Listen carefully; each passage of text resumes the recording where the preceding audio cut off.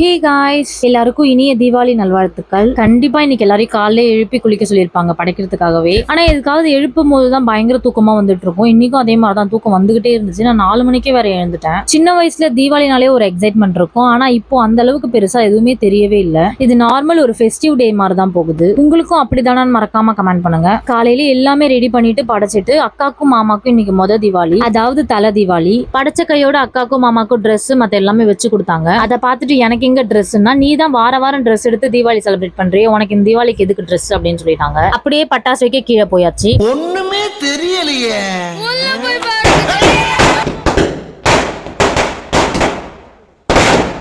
ஒரே ஒரு பட்டாசு தானே பட்டுன்னு வச்சுட்டு வந்துடலான்னு பார்த்தா இந்த பட்டாசு வைக்க நான் அவ்வளவு கஷ்டப்பட்டேன்.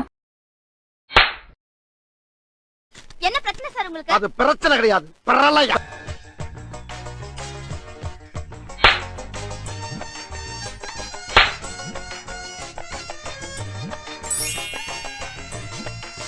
One hour later, 2 hours later, 3 hours later, a few moments later, The next day, later.